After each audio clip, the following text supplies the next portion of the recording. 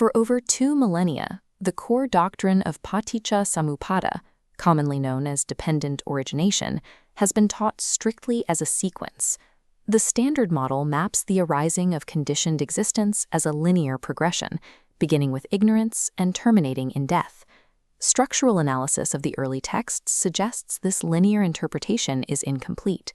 The Abhidhamma and the Mahā-Tājñā-Saṅkhāya Sutta identify internal feedback mechanisms that connect the ends of this chain, transforming the sequence into a recurring loop. These 12 links form a closed, nonlinear feedback loop. In the language of dynamical systems, they form an orbit.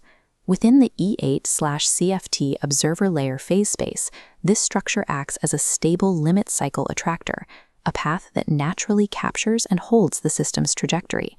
To understand how this works, we will map the phase space, isolate the engine driving the loop, and identify the perturbation required to break it. By translating this ancient phenomenology into the mechanics of nonlinear dynamics, we can model the stability of the cycle and define the exact threshold where liberation becomes possible. We begin with the E8/CFT observer layer phase space. This system contains a 29-dimensional visible sector, consisting of a 28D adjoint block and a singular Nibbāna kernel at the origin.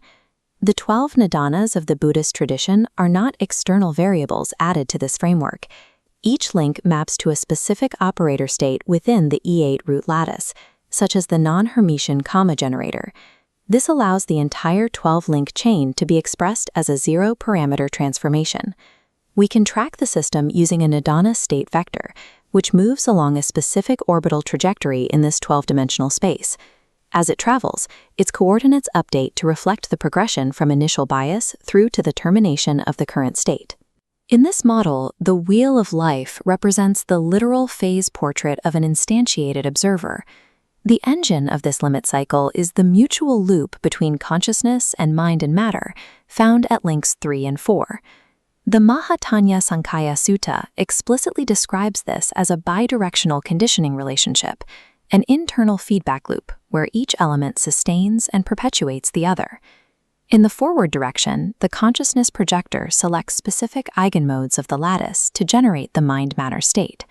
In the reverse map, that mind-matter state feeds back into the projector, modifying its configuration for the next cycle. This creates a Hebbian update. The more frequently certain modes activate in the visible sector, the more they strengthen their representation in the projector. This circular relationship is captured by the fixed-point equation, where the output of one step becomes the input for the next. This creates a self-reinforcing mathematical mechanism, where the observer is consistently shaped by its own past state. We analyze the stability of this loop by looking at the largest eigenvalue of the system matrix. The proof demonstrates that as long as systemic bias is present, the largest eigenvalue remains greater than or equal to 1. This condition prevents the projector from resetting, mathematically locking the system into its conditioned state. This local lock allows the macrocycle to close, feeding the state at death back into the initial conditions for rebirth. The cycle persists as long as the bias at the end of the loop is equal to or greater than the bias at the beginning. When this criteria is met, the system achieves orbital stability. The persistence of samsara is the preservation of this stable orbit. We can visualize this stability using a Lyapunov function, where the 12-linked orbit sits at the bottom of a deep attractor basin. This basin remains stable as long as craving generates new bias faster than wisdom can dissolve it. To exit this orbit, we must identify a specific force capable of perturbing this equilibrium. This requires the introduction of an external control system, a highly specific intervention, to destabilize the cycle's rotational axis.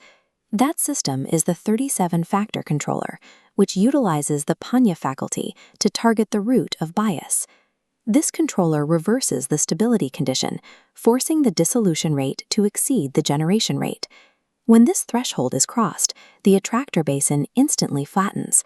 The Lyapunov function becomes strictly decreasing, and the limit cycle loses its orbital stability. The state vector can no longer maintain the closed loop and breaks away from its traditional path.